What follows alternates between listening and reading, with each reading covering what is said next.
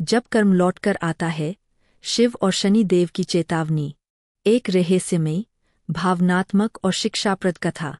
नमस्ते दर्शकों, स्वागत है आपके अपने चैनल चांदनी मिश्रा ऑफिशियल 11 में। तो चलिए शुरू करते हैं। कभी कभी जीवन में ऐसा वक्त आता है जब सब कुछ हमारे पास होता है, धन, मान, रिश्ते, फिर भी मन खाली लगता है। जहाँ पहले मुस्कुराहट थी, वहाँ अब सन्नाटा है।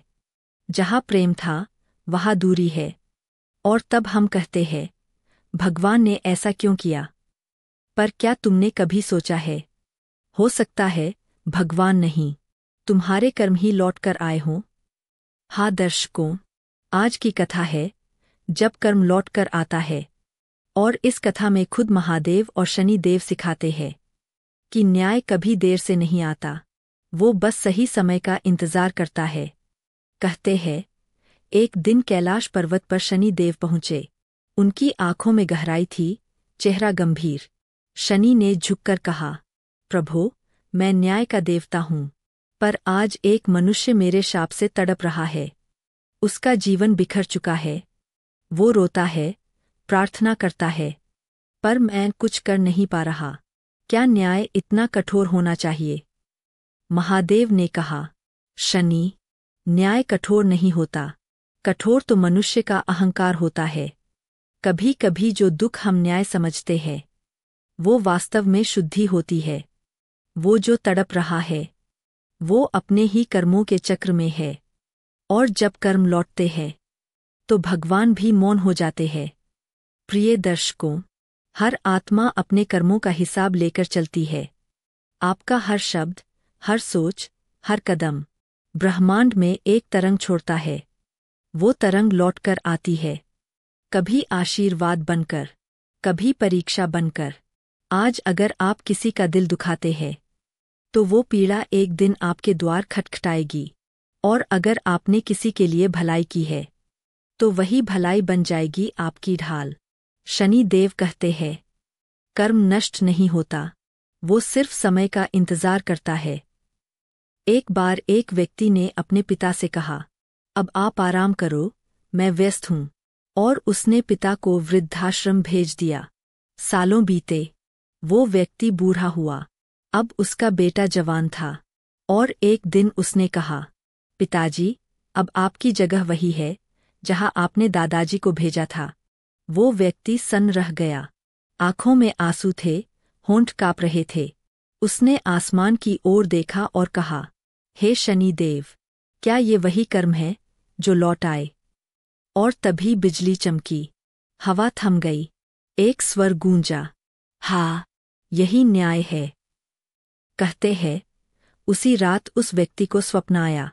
उसने देखा, शनि देव उसके सामने खड़े हैं। उनकी आंखों में करुणा थी, क्रोध नहीं। शनि बोले, मैं दंड नहीं देता, मैं आईना दिखाता हूँ। जब तुम किसी का दिल दुखाते हो, तो वो दर्द मेरे पास आता है। और जब समय पूरा होता है, मैं बस उसे तुम्हें लौटा देता हूँ।